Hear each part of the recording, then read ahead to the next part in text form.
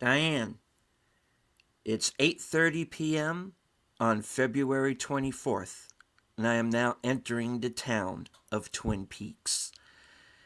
I will be meeting the superfans on the corner of Sparkwood and 21, and I do believe I see them before me now. Last call, Troy Pacelli. Good evening. It's good to see all of you. And of course, Flappy's number one fan, Aged Boomer. Roof, roof, roof, roof, roof, roof, roof. I'm sorry, I'm thinking of the cells when they were in the cells in the last episode. And of course, last but certainly not least, Troy's much better half. Mm-hmm. The reason why I know you're all truly watching Netters Network. Good evening, and be nice, boys. I imagine a talking piece of cherry pie when I see that image, like coming out of a piece of cherry pie. Like you don't dare and it eat starts bleeding when you cut into it or something like that. I don't know. I'm like, the person you're sitting with at the table starts to have convulsions or something. That'd be Cooper's worst nightmare. He goes to eat the cherry pie and there's like a face appears in it. And, like there's a dilemma. Yeah. Should I eat this or leave it alone? Actually, I picture that Cthulhu pie that you see in all the shares on social media. I'm kind of picturing the how coffee will get like that foam on top that sometimes looks like a face, like two eyes and a mouth, and it starts talking to him. Oh yeah.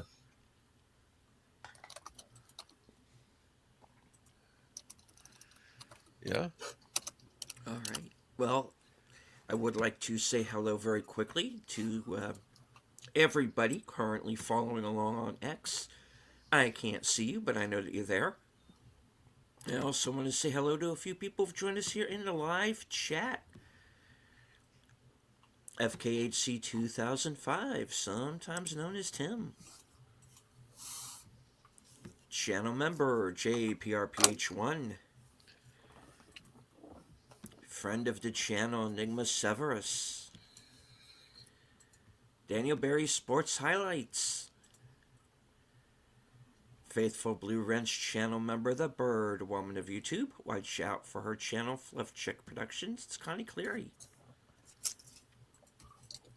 Andrea Black in house. And YouTube Police, aka Belt Loop. Good to see you, sir. All right, so as you mentioned, I'm looking at my hi, sweeties. Yes. Saying hi to everybody in the chat. Cool. Right on. Geek Flag with Nate Nose. Good to see you, sir. Hey, Nate. Hello. That's right. Channel member. All right. Well, as we said in the intro, this is officially Twin Peaks Day. February 24th, the day that Agent Cooper arrived in Twin Peaks, which is also fitting because a couple of days ago it was Kyle MacLachlan's birthday. So, indeed. Happy birthday, sir. All right. So last week, we watched the pilot film for Twin Peaks, and due to the length of the film and the length of time allotted, we felt like we didn't really hit on certain things as much as we would have liked. Yeah. So we set up this little deep dive discussion to, dive in a little bit further into the pilot. So, of course, as usual, full spoilers. So if you have not yet seen Twin Peaks, it is available on physical media, all 3 seasons, including the film Fire Walk with Me, which recently got a 4K Criterion edition. and the series is at present available on Paramount Plus. If you and Firewalk with Me is also on HBO Max along with most of David Lynch's films. Mm-hmm, mm-hmm. And the return, I assume, is available on Showtime, right? I would think, yeah. Okay.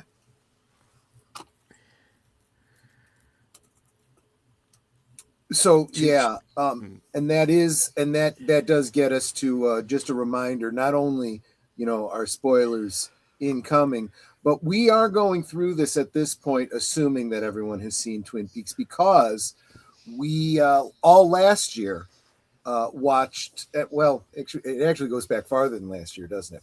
We watched through all of the episodes of Twin Peaks, Firewalk with Me, and then a whole bunch of other David Lynch projects, films, some of the extraneous material from Twin Peaks and so forth. So at this point, the people that have been with us on this journey all along, you guys are all caught up. You know all the major spoilers. And so we are now going through it all again with an idea that we already know what it's all leading up to. There are no more spoilers. Let's find the connections that we wouldn't have caught the first time through. You're saying there aren't any more spoilers. Well, I'm using probably the wrong verbiage. We may find things that it's like, oh, I never thought of that, or I never noticed that before. And that is our goal, is to point out some things that you may not have caught going through it before. But now we're doing it without, having to step on eggshells about ruining a plot point or something. Yeah, because somebody didn't see the last season. Yeah, exactly. Well, it was nice to be able to have somebody watching it for the first time with us to vicariously enjoy that newness. But now the newness is worn off, and we're going to dive deep. So I guess we're going to dive deep into the pilot now. Yeah. So I've got a bunch of notes here. You want me to go ahead and start off? Sure. Please do. So, quick trivia question: who was the first character you see in Twin Peaks? I know. Go ahead and answer. Mrs. Packard. Josie Packard. That's Yes. right. I was Right. going to say Flappy because he's in the opening. Well, okay. Well, Yes. Technically, yes, he's right. You know what? I Technically, she's right. apologize. Yes. Because the flappy apologist has to apologize, right? Yes. So you're absolutely right. But Josie Packard was the one that I was looking for. Oh, maybe I should lay out the format that I'm literally going to go broad strokes quickly through a recap of the episode, but I'm going to do it from this particular perspective. One of the things I love about this pilot episode is it takes a large ensemble cast, right, and introduces you to them so that you know who they are, how they connect to each other, and you actually care about them. And that literally is what hooks you into the show, right? So you start out with Josie Packard. I think you get right off the bat, she's coming off as your femme fatale with the that Asian mystique, right? So you're already in, what do you call it? In mystery mode, right? In noir mode. Who is this? And not why should I care? I already care. I just want to know who she is, right? We find out that she was married. Well, as time goes by, we realize who she is. She was married to Andrew Packard, who died in a boating accident, leaving her the legal owner of the Packard sawmill. She is we find out at the end of this episode that she's in a secret relationship with Harry Truman. Unless you're going to say Harry Potter. Well, there's that too. The sheriff who lived. Pete Martell is the next character that we see, and we realize very early on that he genuinely loves his wife. And his wife is a cold bitch who is distant and doesn't give a crap about him. She also doesn't really like her sister-in-law, and that's going to come into play later in the episode. Pete's on his way out to go fishing, and he's the one that finds Laura's body wrapped in plastic right on the beach in front of his home. So Catherine Martell, of course, Andrew's sister, Pete's wife. She dislikes Josie because Josie inherited the family business, doesn't understand it. It's not really explicitly said, but I'm sure there's got to be the element of, you were the pretty trophy wife. You were never meant to be, involved in family business. You bitch, that kind of a thing. Yeah. So Pete goes to call the police, and he talks to Lucy Moran, who is the receptionist at the Twin Peaks Sheriff Department. I don't mean this in a negative way to say that she's simple-minded. She's a very simple-minded type of girl. She's not, but you find out that she's actually way more clever than people give her credit for. She's overly concerned with conveying herself clearly, so she over-explains herself, and she seems to have difficulty with object permanence and spatial awareness. We see that in this first episode where she's talking on the intercom and is shocked that someone she was talking to on the intercom, who should be in that other room, is now standing in front of her. Doesn't make the logical, associations of what's going on outside of her periphery. She takes the call from Pete and transfers it to the sheriff, again being overly explicit about which phone she is transferring it to. Sheriff Truman is sort of your straight guy, right? He's the most normal person here, and in a way I always felt was meant to be something of a audience insert, so that you can kind of take the weirdness of the rest of the show in stride the way he does. I've likened Sheriff Truman to being like the Watson to Cooper's Sherlock Holmes. He tells, heightened sense of awareness, big deal, a murder's happened. So he tells Lucy, have Andy and Doc Hayward meet me at the sawmill. Okay. So Andy Brennan, right? Soft-hearted deputy, cries while taking crime scene photos, romantically involved with Lucy, and you immediately care about the characters that seem genuine, right? We talked about Pete and how he feels about his wife. We talk about Lucy just being very sweet, if maybe a little simple, and Andy just being childlike in his heart, probably not in the best job for him, but maybe in some ways it is a really good job for him. He wants to do good and he wants to help people, but he's strongly affected by it. So Doc Hayward identifies Laura's body. He's the town doctor. He delivered Laura, and he happens to be the father of Laura's best friend, Donna. We'll get to her in a minute. We next see Sarah Palmer at home, very upset, very nervous. She had gone to check on Laura to wake her up, as she always does, because Laura oversleeps. Time to get up, go to school. Her bed hasn't been slept in. I don't know where she is. So she immediately calls the parents of Laura's boyfriend, her boyfriend being Bobby Briggs, and talks to his mother, Betty. Says he already left for football practice. But Sarah clearly knows that something's wrong. Sarah is your typical mom who is keyed into what's going on with her kids. And even when she doesn't know exactly what's going on, she knows something's wrong. So-and-so wasn't where, she was supposed to be, so on and so forth. So, of course, she's going to be nervous.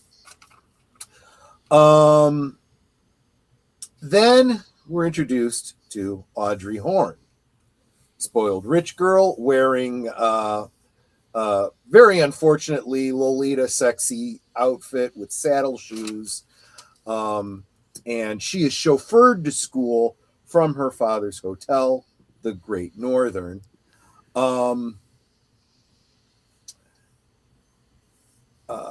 Let's see. I can't even read my own writing here. Right. So Ben is Audrey's father. Ben Horne owns the hotel. His lawyer is Laura's father, Leland. And we'll discover that Audrey has an autistic brother named Johnny that Laura tutored. So we'll get to him in a bit. Leland takes a call from his wife, right in the middle of a big business meeting about a land deal, which Ben isn't too pleased about. But of course, I get the impression that Sarah doesn't call him at work very often, and he understands she's upset and nervous. Well, she's probably out with Bobby. I already called. Bobby's not home. Well, there you go. They're not wherever they are. They're probably together. No, see, the sheriff shows up just as he's on the phone with her, and goes to tell Leland. Doesn't even say it in words, but Leland knows, and he drops the phone. And of course, Sarah completely breaks down. And again, one of the best depictions of grief I think I've ever seen. In any physical media, let alone television, but television, cinema, I can't think of one better than the performance given by Grace Zabruski playing Sarah Palmer. Just absolutely heartbreaking. So now they know that Laura's dead. We go to the Double R Diner where Bobby has been. He did not, of course, meet up with Laura, as we know. He skipped football practice to get a cup of coffee because he must just be really, really excited about the coffee from the Double R Diner. And since he just happens to be there, he just happens to have skipped football practice for this awesome cup of coffee. He offers to give the waitress, Shelley, a ride home. And of course, they get a very knowing look from the owner of the diner, Norma, because she knows that they're seeing each other. And there's Bobby says, "Huh?" Oh, and there's a German waitress. Sorry. Yes, the German waitress is late because she was having a good time with her man. So that doesn't really play a lot into the story, but it is a slice of life detail, because obviously it's the whole working in shifts, right? The one is getting off as the other one is. Well, I didn't mean that to be a double entendre, but I guess it was when the other one is showing up. Anyway, so yes, we established that Shelley is seeing Bobby. So Bobby was cheating on Laura, but we also find out that Shelley is cheating on her husband, Leo, who is a truck driver. A psycho truck driver. A psycho truck driver who couldn't possibly be home. Everything's great because he called me from Butte, Montana, and oh wait, he's actually home, which I never really made the association until last week that she talks to him in Butte, Montana, and suddenly he's there, and that freaks her out. Exactly the same way that Lucy was freaked out when she, is talking on the intercom, and then suddenly the person she's talking to is standing in front of her. you know. Again, the spatial awareness kind of concept, assuming that someone is where they say they will be when they're talking on. And she actually believed that Leo was where he said he was going to be. Right. It's like she learned a very valuable lesson, right? It's there. like, Yeah, how long absolutely. you been married to this jerk, and you actually believe him? Well, right. We're not really clear how long they've been married, but yeah, exactly. But oh yeah, go ahead. Well, I always got the idea, and stop me if I'm out of line here, that she's basically in the same age range at this point as the high schoolers, right? Bobby, Laura, right? She's about there. It's maybe a year older, maybe, but I don't know. I kind of, because maybe they explained this and I just have missed it all these years. I always took it as she quit school to take the job. I would have to double check the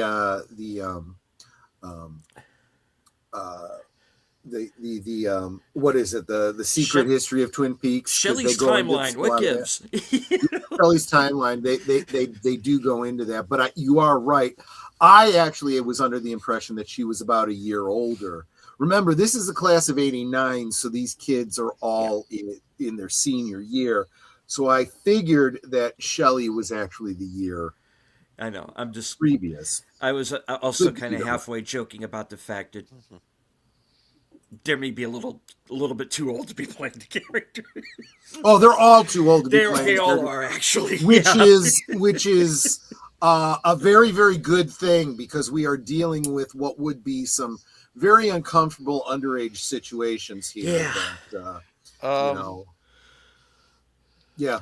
I don't know, though. I argue that good-looking people look young, and maybe not so good-looking people look older than they are, right? So you might have a point there. Yeah. Well, it does come down to evolutionarily what we consider to be attractive and what we find endearing, and that comes down to a concept called neoteny, or having an affinity for youthful appearances, and that is partly an evolutionary trait. Why? Because we want the mature members of our species to care for the younger ones, because we literally have a biology that requires care, or you can't just plop out a baby and let it start foraging for food on its own. It will die. We are a nurturing society, or we need a society. We need nurturing in order to survive as a species. So that is built into our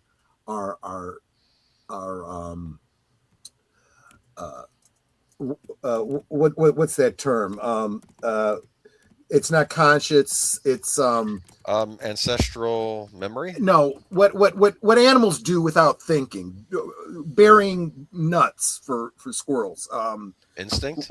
Instinct. Thank you. That's the word I was looking for. It's an instinct that we have, but these things get kind of cockeyed in the brain, and so we find these as attractive.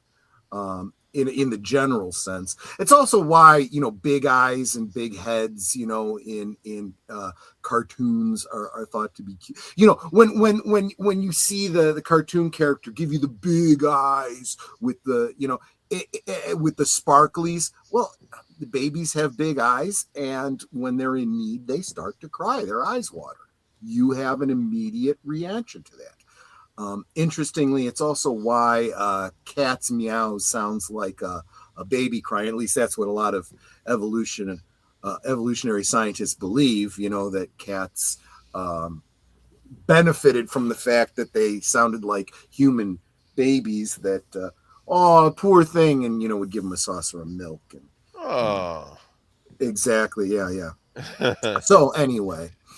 So yeah, neoteny. But yes, it is true that all the attractive people were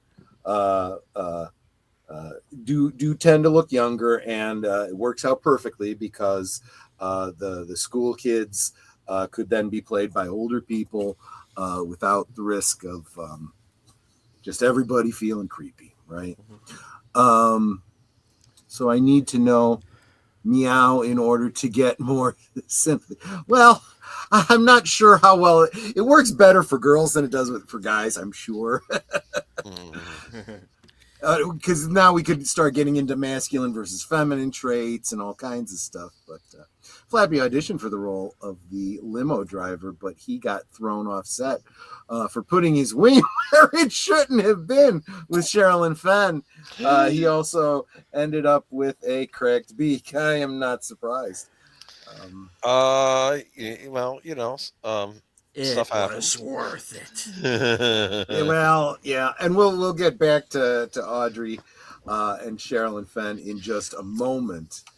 But I was about to say that the whole thing about Norma, knowing what was going on with Bobby and Shelley, not something she could really have a strong opinion about, since we know that she was seeing a married man, and she also happens to be married. So, can't be calling the kettle black, or the pot, or is it the I forget. Pot calling the kettle black. Right. She can't call the kettle black being a pot, I guess.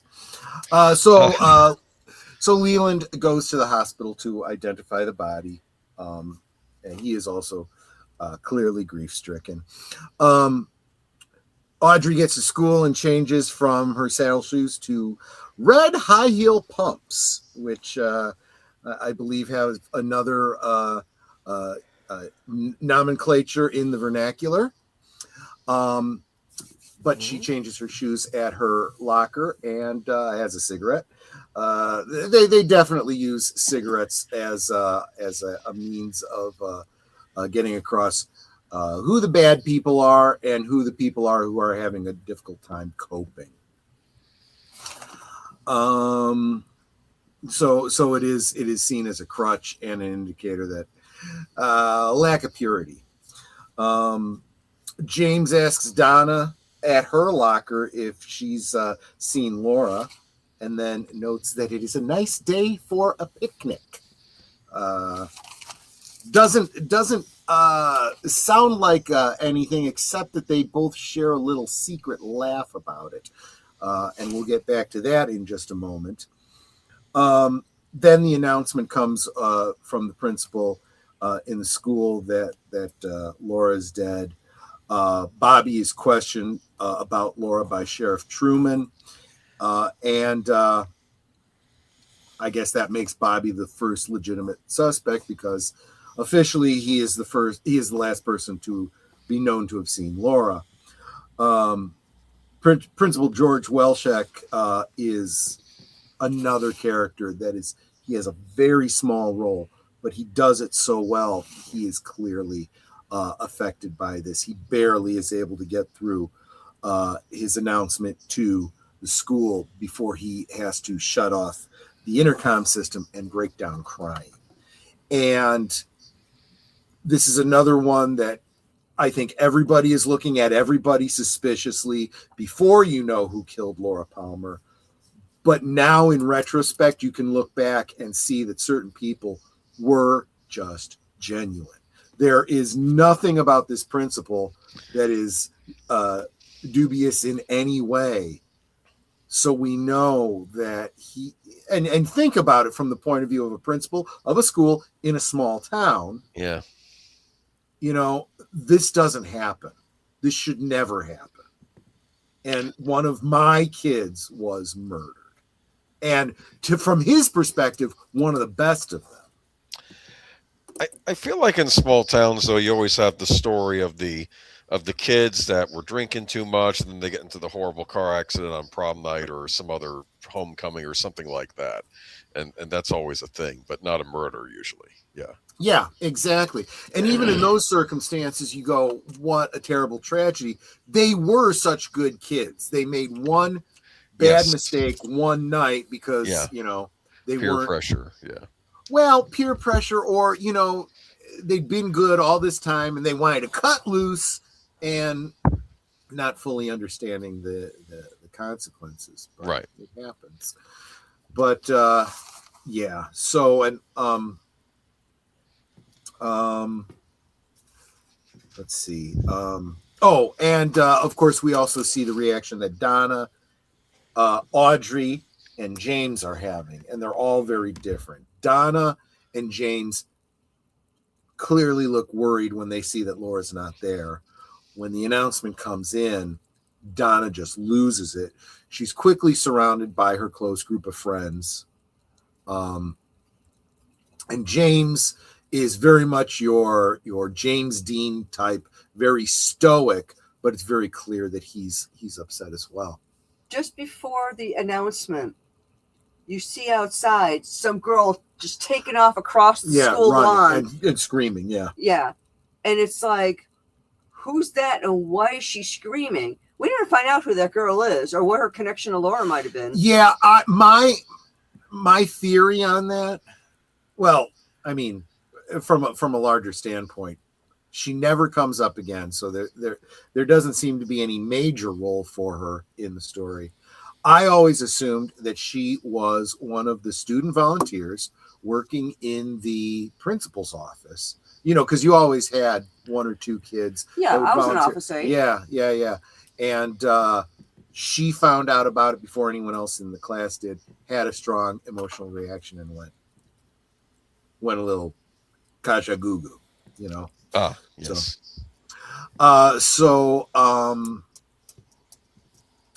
And here's, this is of course me knowing what I know, looking back, but there's a lot of, as you expect in a mystery like this, a lot of red herrings thrown at you. Don't be offended, Flappy. That's not what I'm talking about. But and we're going to see this because Cooper, when he finally, we've gone all this time and Cooper hasn't even come into it yet.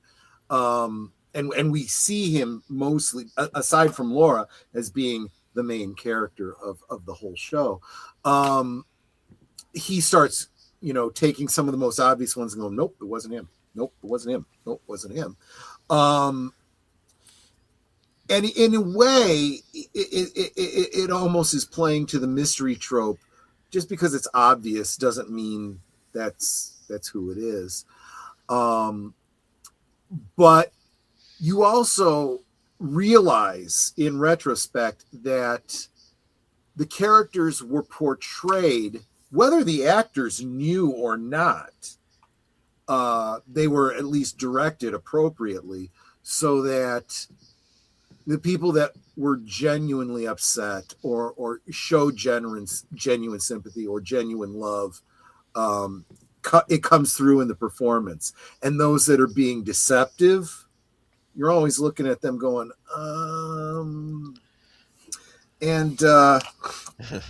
we're going to get to that in just a second. But first, the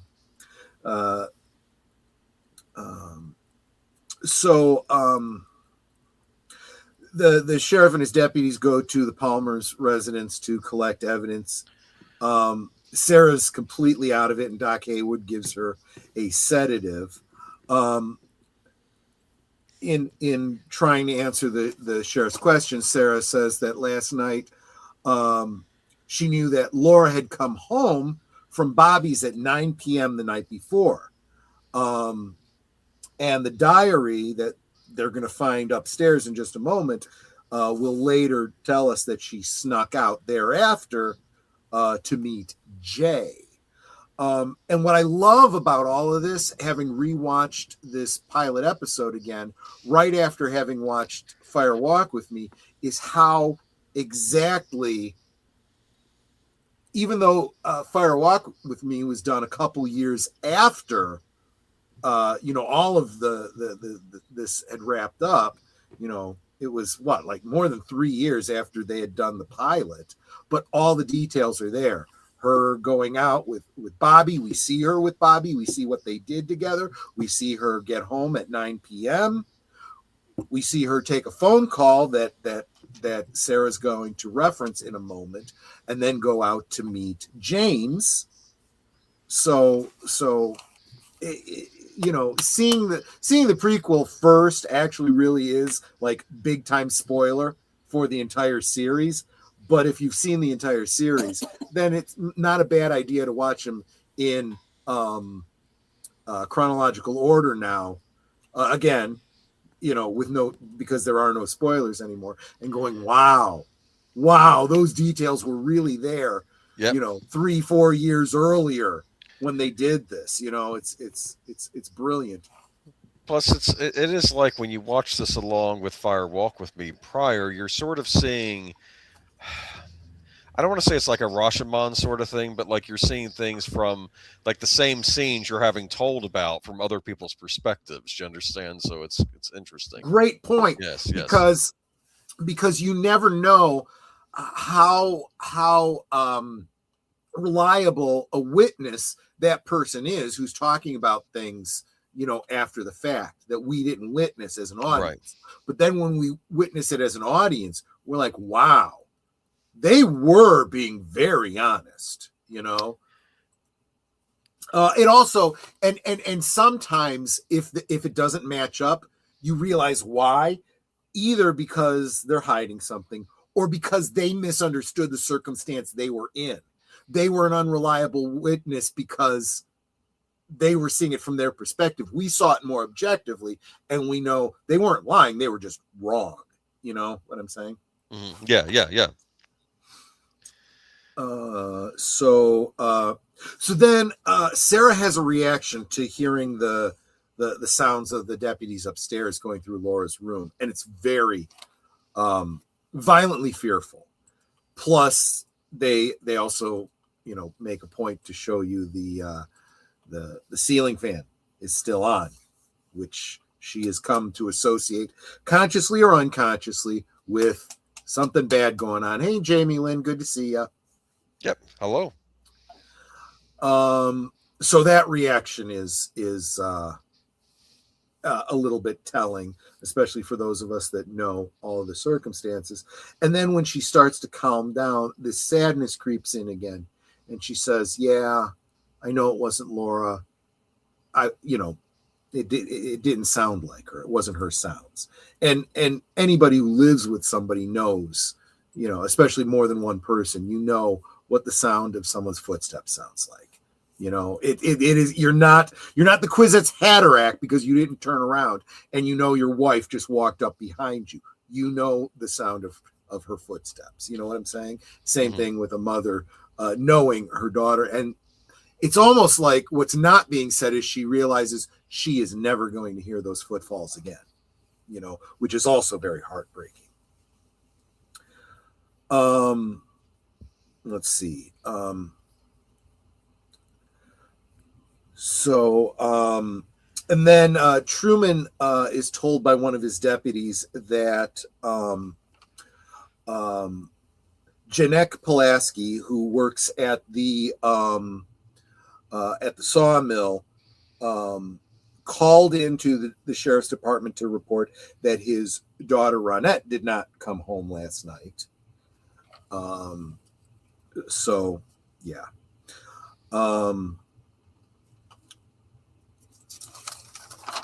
That's going to come up in just a second. Because of that, Josie closes down the sawmill. Tells everybody, go home, be with your families. It's not good business sense, but it's good from a human standpoint.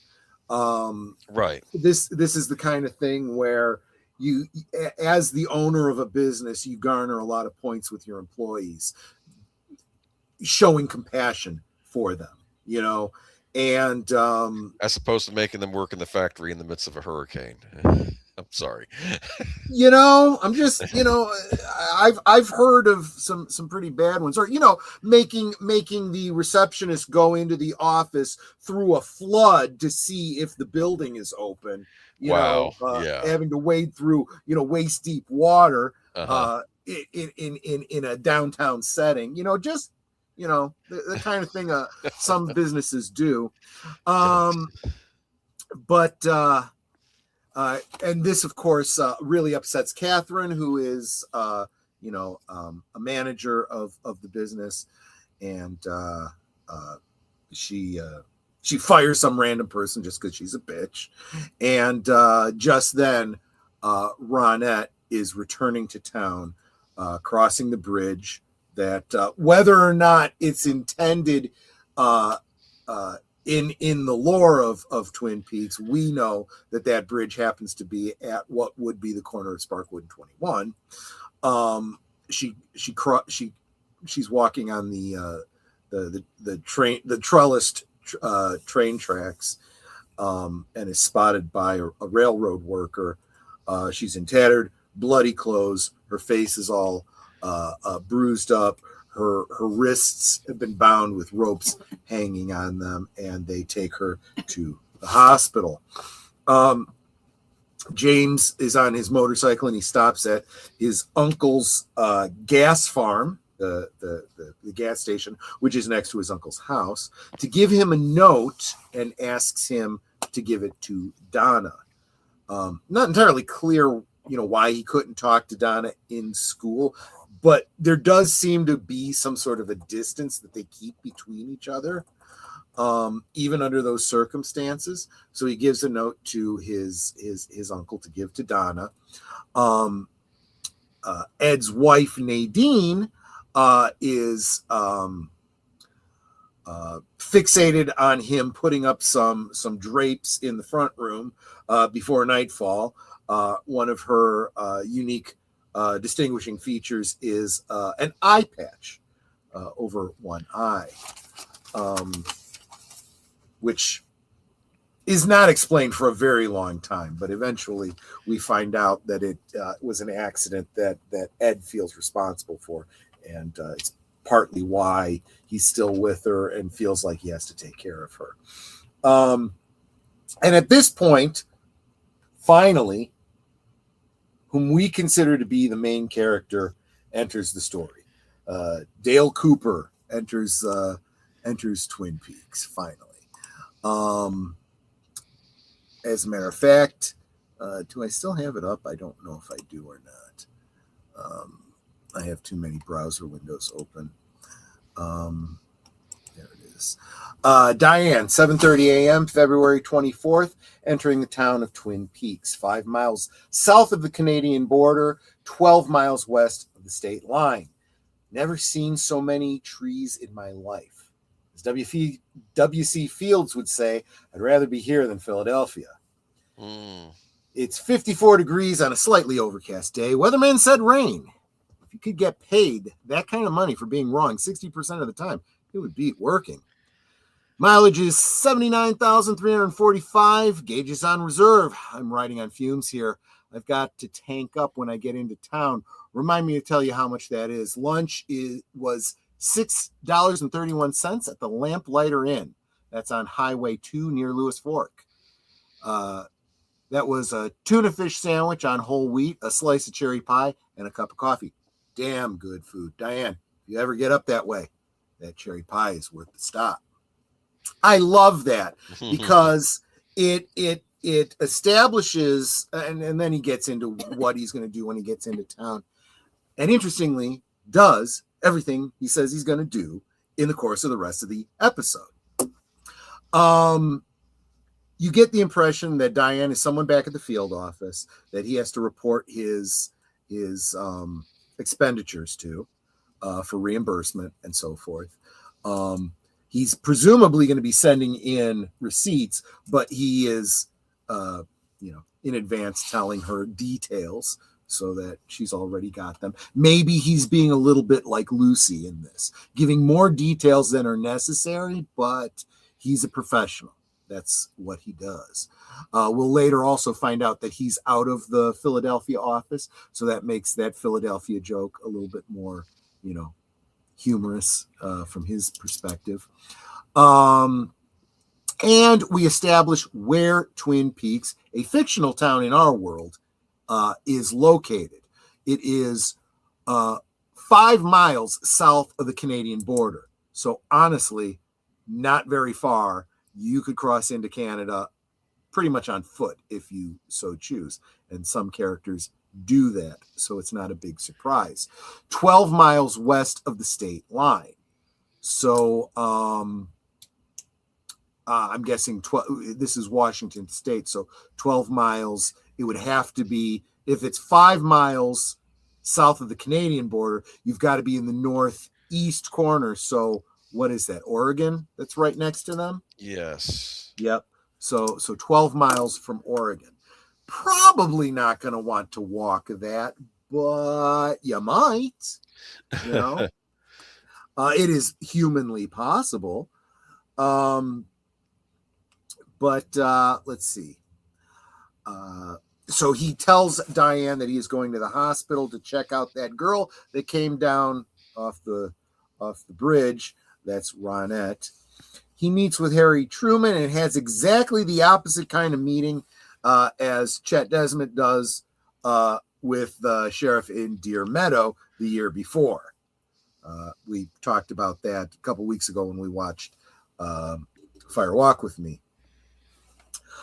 He immediately checks under the ring finger of Ronette's left hand and finds nothing.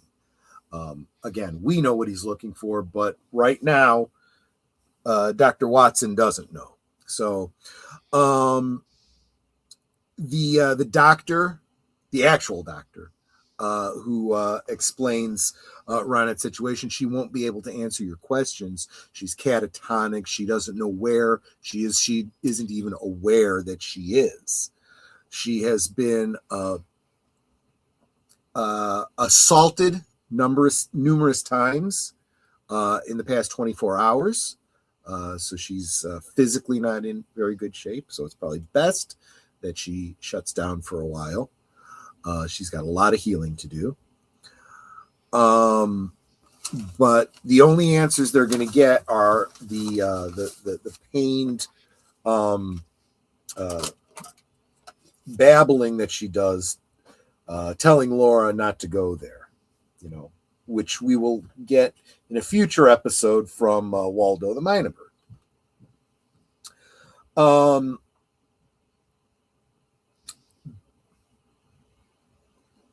So then we meet Dr. Jacoby. And when I said that people's reactions, you could tell when they're genuine and when they're not, Dr. Jacoby is probably the only person that we have seen in this whole episode who seems pleasantly happy.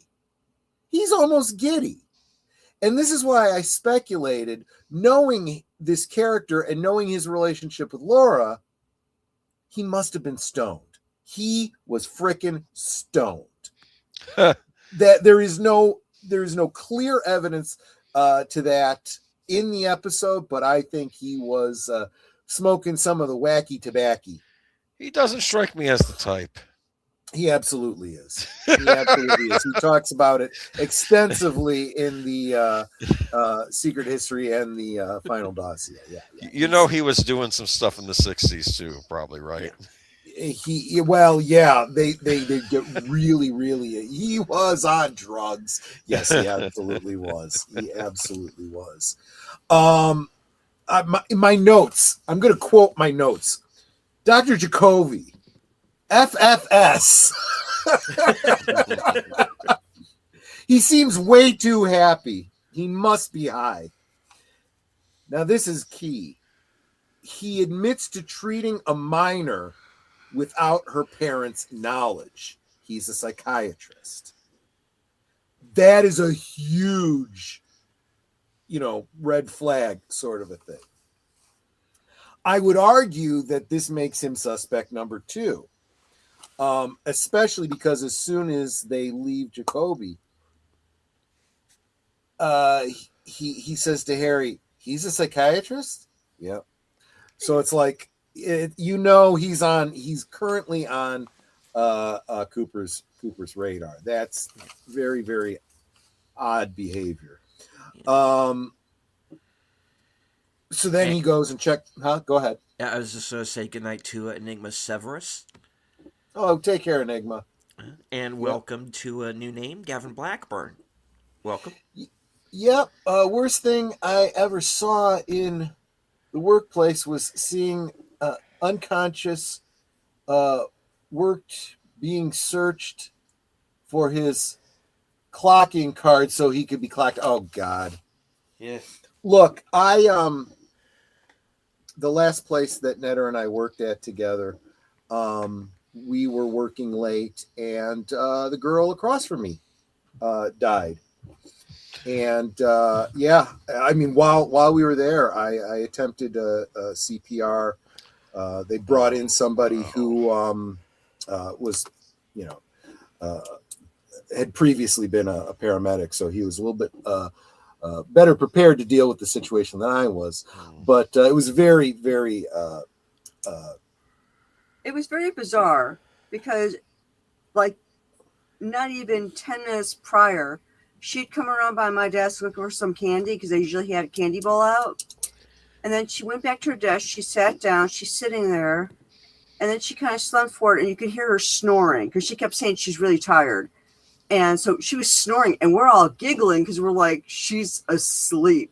And then she just kind of flew back in her seat, and we're like, wow, she is so out of it. She's getting comfortable now, not realizing that at that very moment she had had a massive heart attack. Yeah. And my problem was the first thing I did was I sent somebody to go find an AED, and there were none. The only one that they could find was in the workout room on the other side of the building.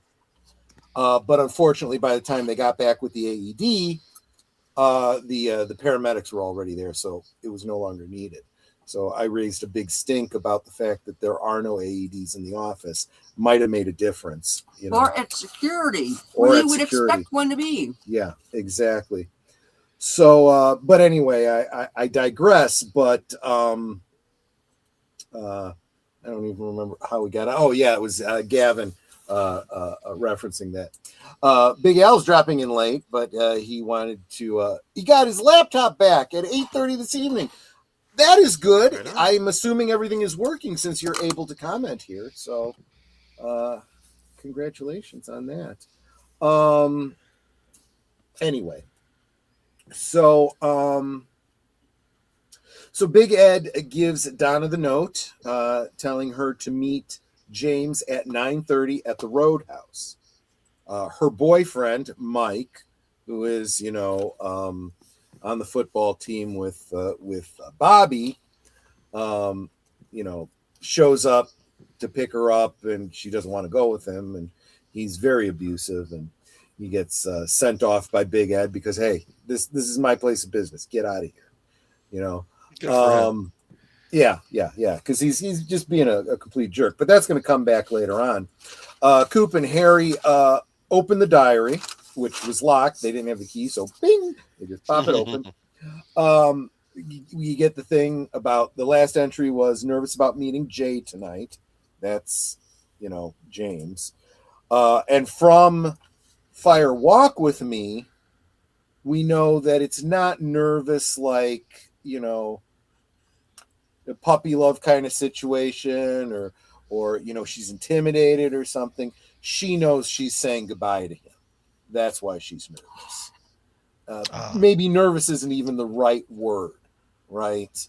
But how else is she going to convey it? She can't even really fully communicate what she's trying to say. She was more open about things in her secret diary that they did not find or have not yet found. She was much more guarded and coded in this diary that they're looking at. We'll get back to the secret diary later on. They also find a dime bag with a key. And of course, we know that the bag will test positive for cocaine. The key opens a safe deposit box.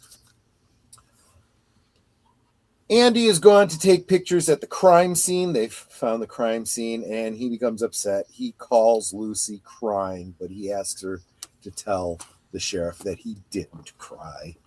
I think that's kind of sad, but sweet. Bobby is now being interrogated by Cooper. Cooper knows early on that Bobby didn't do it. He passes a note to the sheriff, and the sheriff is like, He was our primary suspect. You've already ruled him out. The hell, you know. I like that though. Yeah. It shows us he's smart, I think. Yeah. Yeah. Well, and this goes back to, I'm going to take you back to I believe this is one of the missing pieces that we looked at. Correct me if I'm wrong, Stephen, but I don't think this was in the original Fire Walk with Me, where Cooper is having a conversation with what's his name? Sam? No, Ferrer. Oh. What's his name? Albert. Albert, right. Is having a conversation with Albert, and he's doing the whole like profiler thing, but it almost comes off more as almost a supernatural knowledge. Yeah. Could go either way given the nature of this story. And he's explaining, you know, what Laura's doing right now and what she looks like and how old she is and that she does drugs. You know, he knows all these things about her, even though he hasn't, the murder hasn't happened yet. And, Right. you know, he hasn't been called in on it yet, you know. Because it is almost like this, it does come off like psychic ability. You know, Yeah. he is seeing all of these things in dreams. But at the same time, knowing what we now know, especially after season 3, are they dreams or are they memories? Good point. That is actually an excellent point. Yeah, especially after the last episode, especially since we're seeing Fire Walk with Me as a prequel after we've seen season 2, and we start to get some of that timey-wiminess, right? Because you have Annie Blackburn, you know, in Laura's dream or in her bed or whatever. You know, I'm with the good Dale in the lodge, you know, write it in your diary, you know. So we know that time travel thing is happening. It doesn't, and then of course you also have the arm saying, you know, is this present or is this past, you know. So you're absolutely right. It could very well be that after you get to that point in the second season, the last episode, there can be echoes of the future and the past now throughout the timeline. And sure, those absolutely could manifest as dreams, which does give more rationale to Cooper's methods, right? Trying to tap into the whole, you know, Buddhist dream, you know, awareness kind of a thing. We'll see that in the next episode when he's trying to remember his dream by pitching stones at an object. But was I right? Was that one of the missing pieces, or was that in the original? It was a missing Firework. pieces. Yeah. Okay, yeah. So there you go.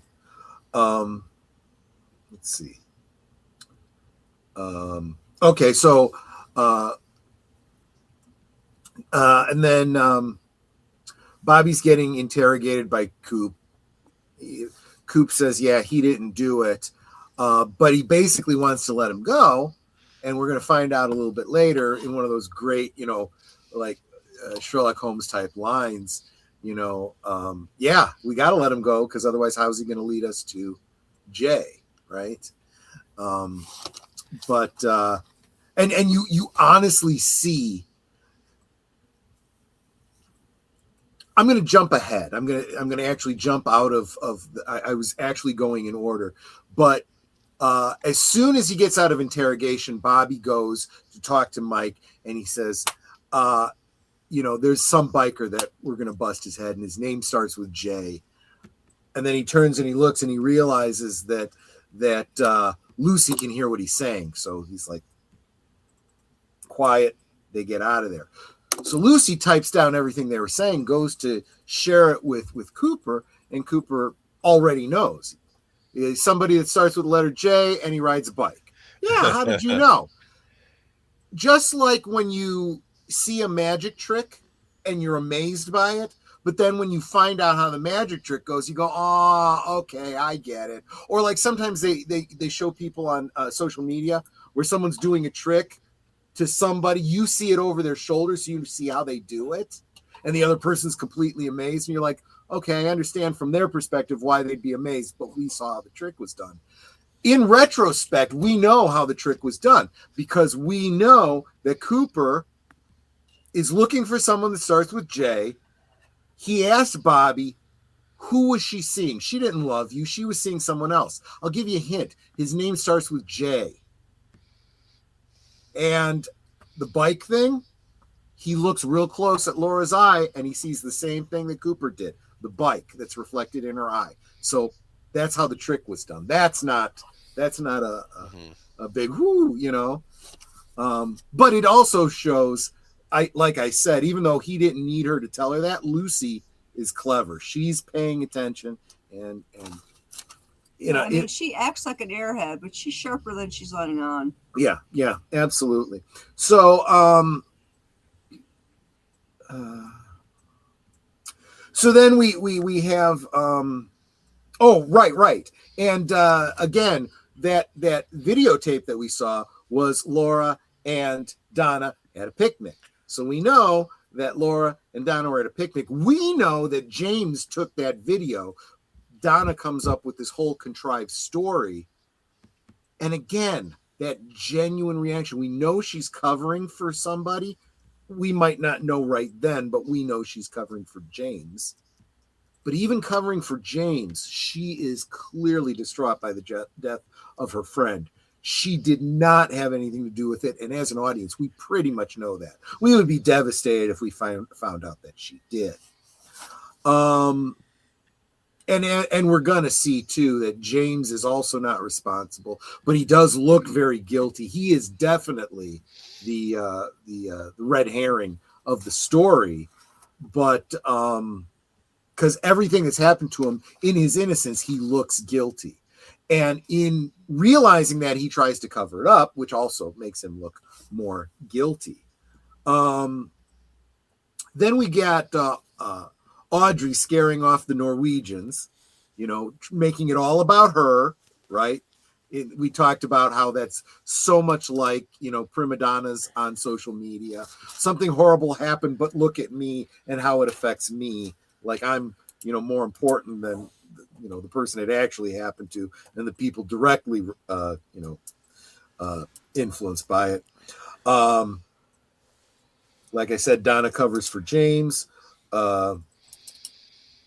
Okay, so then we get the lowdown on where the crime happened. They find the railroad car, ball peen hammer, blood, fire walk with me, and a little hill of dirt with half of a pendant on it, half of a heart, right? Mm-hmm.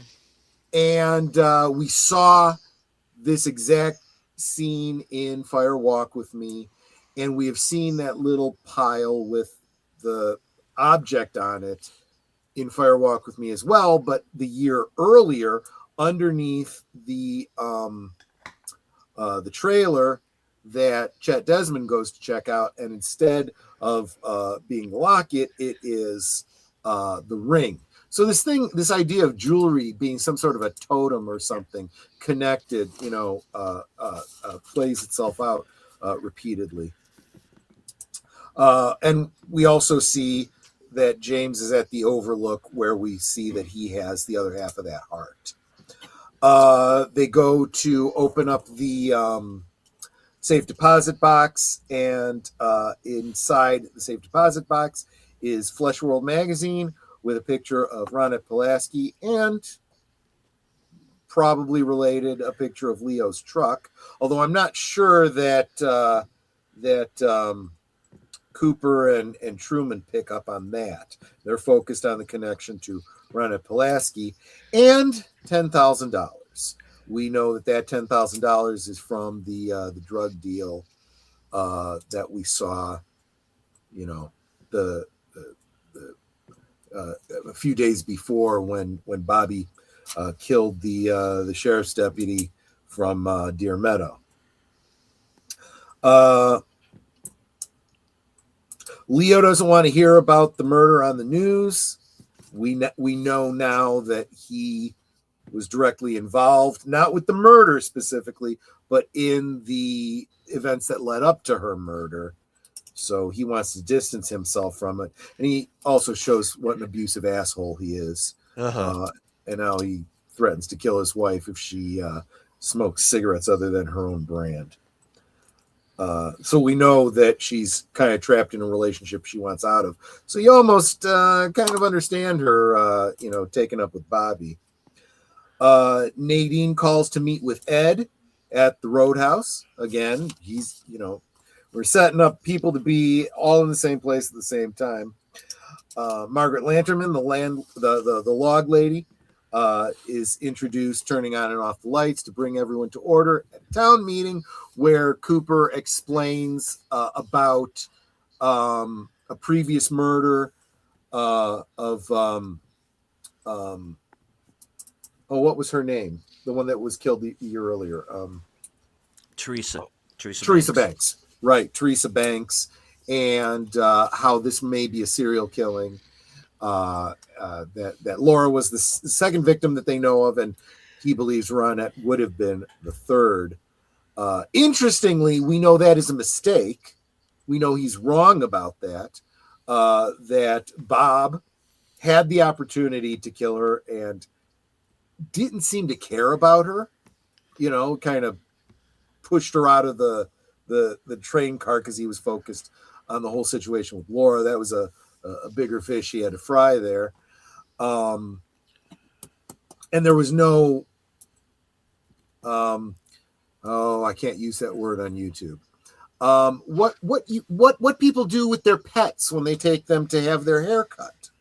Wow, we're now this is where we are. Rhymes with that. Yeah, rhymes with that. It's the replacement words. Yeah, exactly. No, verboten. Okay. So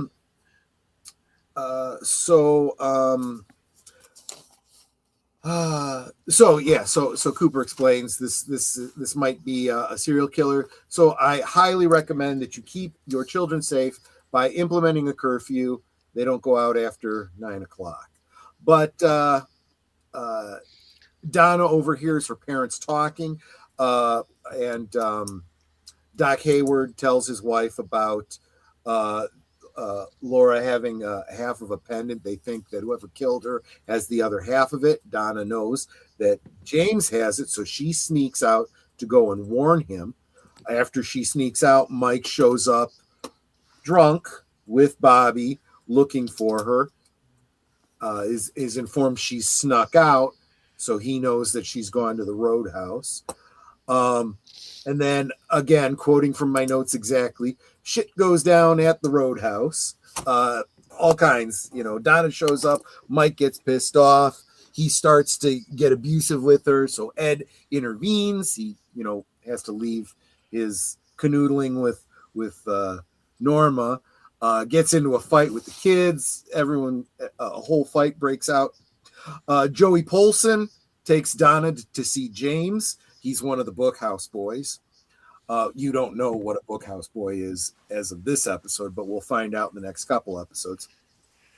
They talk about the night before, their own respective perspectives of the events of the night before that we saw in Fire Walk with Me, where he gives a very accurate depiction of what he experienced. She seemed like Laura again, said she loved me, jumped off the bike, ran off into the night. I mean, literally everything exactly the way we see it in Fire Walk with Me.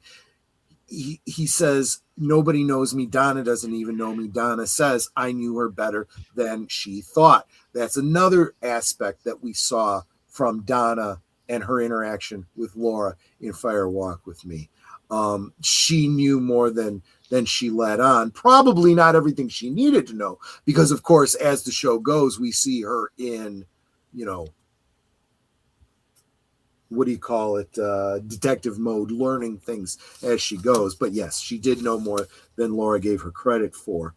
They hide the pendant. They bury it in the woods under a stone. And James is immediately brought into the police station. He's put in lockup overnight. Of course, Bobby and Mike are already there because of the fight. As you alluded to at the beginning of the show, they start barking at him like dogs. Yeah. Because they're stupid. Yeah, because they're dumb kids. No, it's like the alpha dog thing, you know? Yeah, and you get the Alpha. impression that James is not buying it. He's ready to rip their heads off too. I would have loved to have seen them go at it right there, like just open the cell doors and see what happens. And Harry goes to see Josie. So boom, we get the big reveal that, there's another affair going on we don't know about. And that prompts Catherine to call Benjamin Horn. We'll find out more about what that's all about. Now, cuts to Sarah having a memory or whatever and sitting up and screaming. But as I noted last week, it was edited with the scene of somebody with a gloved hand picking up the pendant and taking it. Someone that we know can't be Donna or James because they've been taken back to the police station. Someone is picking it up. And it's edited in such a way that it looks like Sarah is having a vision of somebody taking that pendant. I don't believe that's the case. Because, and I'm jumping ahead, she is going to explain that she remembered seeing someone in Laura's room and she had a vision of Bob. And that's what she's remembering and that's what she's screaming about. She has no idea about what's going on in the woods with the pendant. That's just my take. Anyway, thank you for giving me most of the show to recap the whole episode, but in so doing, allowing me to make a lot of the connections that I wanted to make at the time, and I kind of got lost with and didn't get around to.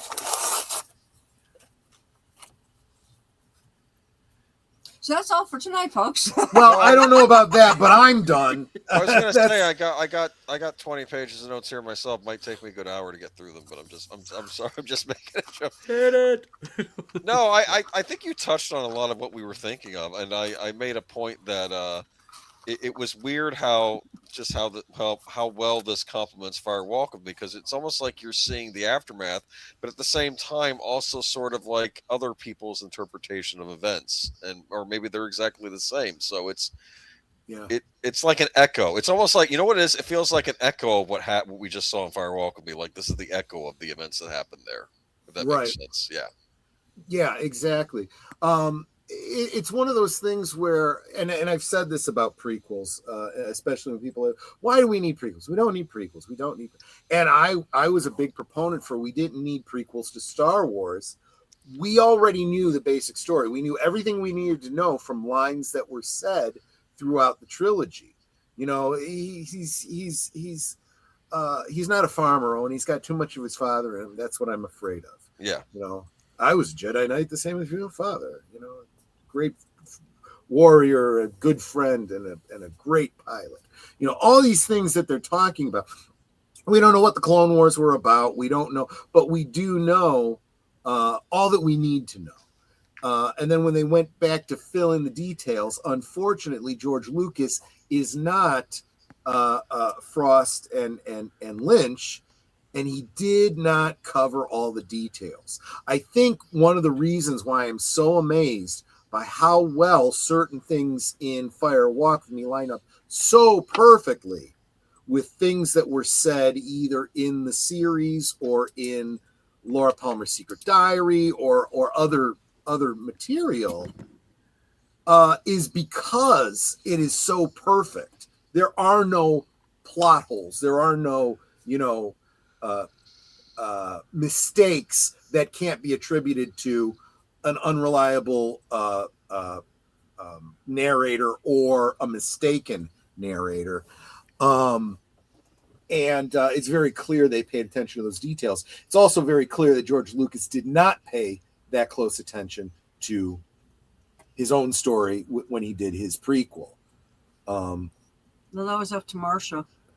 Well, yeah, Marsha wasn't around for the prequel, so this is what I said. De Palma wasn't there, and Marsha wasn't there, and Irvin Kershner wasn't there. So I mean, there was no one to help him. But David Lynch and Mark Frost, they had it covered. They really did. So there you go. In fact, so much so that when we get to the Secret History of Twin Peaks and the final dossier, there are things that don't line up, and you realize that's intentional. So Mark Frost had to be aware of the details in order to purposely put things in that didn't match up. Very impressive. You got to give him some credit for that. Yeah. Well, alrighty then. Yep. All right. All right. So I do want to say as a little piece of housekeeping, YouTube police, aka Belt Loop, if you're still listening, that was friendly fire. You're not blocked. That was done totally by accident. It's all good. Don't worry about it. Oh, did you do that thing where you booted somebody by hitting the wrong button? No, One of Connie my earlier. one of my wrenches. Oh yeah. So it's all good. Don't worry about it. We're working on getting that fixed backstage right now. So I'm sorry, I missed that because I was so focused on my notes. Yeah. All right. Well, unless somebody else did something besides Connie, because Connie had accidentally blocked them. Yeah. All right, and I do want to remind everybody of some of the Twin Peaks affiliated channels, as I like to call them. Like our friend Cameron, Obnoxious and Anonymous, aka David Lynch's Worlds. I guess he's changed the name of the channel, or is thinking about it. I don't know, but so he's still up. He does a lot of Twin Peaks content. So does our friend Charlotte Nightstar. Mm-hmm. And let me look this up real quick. Cheryl Lee is actually in a film that's out right now. Low budget horror film that's getting some comparisons to Twin Peaks. Interesting. Cool. It's called I Live Here Now. Oh. And it is directed by Julie Pacino. The relation? Al Pacino's daughter. Yeah. Wow. Cool. Directorial debut. Okay. And it is getting comparisons to Twin Peaks, from what I understand. It's a lot of dream imagery involved in it, from what I understand. So I haven't seen it. I can't speak to it either way. One other channel that's out there. One other channel, Camcorder Cameron. I mentioned her last week. She and Cameron Coultier did a collaboration where they were talking about the missing pieces. She's got a series on her channel where she goes through each individual episode. So you could go and check out. She's got one for the pilot episode too. She's got a very, very different style from us, but that's okay. She's still got great insights. She's also way prettier than I am. So just. All right. Hello, Quapla, to our resident Klingon, Mark Malnikoff. There you go. Who has joined us. What did Flappy say when he flew over Dollar General? What? Cheap, cheap, cheap. Okay. He likes finer things. That's very funny, Mark. Yeah, exactly. He was a Whole Anyway, Foods how's your bird. sex life? Anyway, Oh, hey, sorry. Mark. I still have to see that movie. Yeah. The Oh Room. boy. Ah, yes. Thank you. Have we sufficiently run the episode into the ground? I think so. Okay. But next week we get what for many people watching Twin Peaks was their first episode because the pilot was not available. So Yeah. okay, Well, unless So- you saw it live, when it was Right. airing. Now, one thing I do need to say about next week, Netter, are we here next week? Oh, Yeah, we Oh, don't good leave till point. March. Sweetheart, this is the last week of February. yep. Yeah, our trip isn't until hold on. Isn't until the 17th. So, Oh, okay. yeah, we got 2 weeks. We won't be here in 3 weeks. We won't be here. Right. We're leaving the 17th. So we're going to have to talk about what our absence is going to mean to the channel on the 17th. My apologies. Well, I'm getting a little ahead of you. Huh? Well, I mean, you know what this means, and I'm sorry, Trey, both you and Netter, or We're fired, right? yeah, you're fired. That's what I figured. Okay. Clean out your desks, and But I work from home. Yeah, exactly. But no, we do need to clean out our desks. No. It's all right. Well, we do have to get Troy and Netter out of here because there's a particular program coming up here in a That's few right. minutes that I know I certainly don't want to get in the way of. So we're going to go one time around the horn here. Netter, what do you have coming up? I might have a guest on Thursday. Oh, Just trying to work out the logistics. If they can't make it this week, they will definitely be coming up, be a guest in upcoming Thursday. Let's see. Saturday is not me. It's Big L. So we'll be over on Big L's channel for whichever movie that is, which I don't remember. Johnny Dangerously. Oh, right. Yep. Which I consider to be the Weird Al Yankovic parody.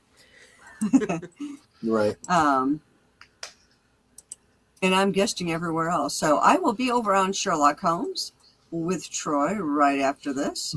Yeah, and like I said, I guest everywhere. And of course, I am the one and only Gazette that you will find only on Sundays on Geeky Geesers. Yep. And Mark says security will escort you out. All right. Troy.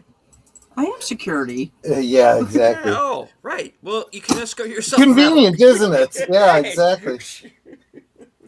So, like she said, right after this, we will be watching the return of Sherlock Holmes, the second stain. That'll be on my channel. Come on by, and especially if you're a Sherlock Holmes fan. This Saturday, last call with Troy Pacelli and Agent Boomer and Netter's Network. We are having a very special episode with a very special guest, a very special subject matter expert on The Incredible Hulk.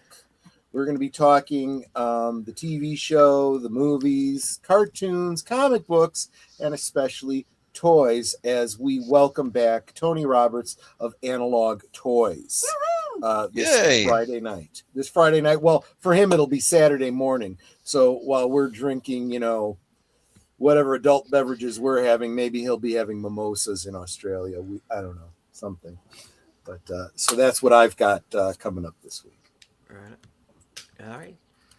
Boomer. Nothing. I'll be on the last call this Friday for the Hulk stream and joining for Geeky Geezers on Sunday. Well, unfortunately, we have some more celebrity deaths to talk about, but we'll get to that on Sunday. Yeah. Including. Yeah, did you get the one I including sent you? Yes. A rather Yes. sad one earlier tonight. Yeah. So. Okay. Yeah. It's funny because I am literally looking at his face behind Netter's back. Yeah. Up there in yellow. Oh, yeah. Yeah. Yeah. Yeah, it's just a coincidence, but it's still kind of sad. Yeah. But And anyway. hello to me and my monkey, Mark Ruffalo. Yes, he is a monkey. There you go. Hello. All Oh right. gosh, he just he's the gift that keeps on taking. I Yes, swear. he is. All right. Well. Speaking of swearing, Yeah, right. that's going to be coming up here in a moment. All right. Yeah. Well, of course, I'll be in the chat over on Sherlock Holmes. Of course, let's see. Thursday, I will be joining Outlaw Bill for action theater. This week's movie is Apocalypto. We are going to do Apocalypto this week, guys. Apocalypto, that'll be at 4:30. 11 p.m. right after Geeky Geezers. Sorry, not I did it again. Damn it. Thursday things will be my program Coming Attractions, where you get to find out what I will be up to next week, up to and including my appearance on Films with Friends with Al, Troy, and Netter for Johnny Dangerously. Sunday, I'll be joining Outlaw Bill for Western Cinema Presents, and this week's movie is a spaghetti western from 1966 called Arizona Colt, which actually looks pretty good. I've seen a few minutes out of it. It might be a fun one, guys. So join us for that. And Now I want spaghetti. yeah, I can make some. I know, right? yeah, We got plenty of pasta. I know. right. And let's see. Later on that night, 8 p.m. Unscripted, episode 141, which I'm going to entitle "In a Manner of Speaking." And there is going to be a strong language warning on that episode. Well done, Bart. Yeah. So I'm going to have to be real careful, but to make my point, there are going to be some choice words. So there's going to be a language warning on it. If you have kids in the vicinity, keep them out for this one. It's going to be R-rated, guys. I'm sorry, but it's subject matter. It's going to be what it is. And later on that night, reserved seats will return. Writer Albert Lanier will be my guest, and we're going to be talking about the Oscars from the point of view of a journalist covering the show. So, yeah, that's going to be an interesting one, so stay tuned for that. All right, and then, of course, join us right back here. Same bat time, same bat channel for the next episode of Live from Sparkwood in 21. So, any last words before we call it a night? I was just thinking that I need to get back to putting the schedule on my community tab for everyone. Yeah. But you guys are all awesome. Thank you for being here. Thank you for going on this adventure again with us. It's going to be a lot of fun, especially knowing now what we do that we didn't know then. Indeed. That was an awkward sentence, but you know what I meant. All right. Sure. All right. So, as I say at the end of every broadcast from HQ, the corner of Sparkwood and 21, and all points north, south, east, west, and beyond. Good night. Take care. Stay strong. Be safe and healthy. Happy Twin Peaks Day. Mm-hmm. Because this is how we win. So as Flappy flies, we conclude. As soon as I can push the button.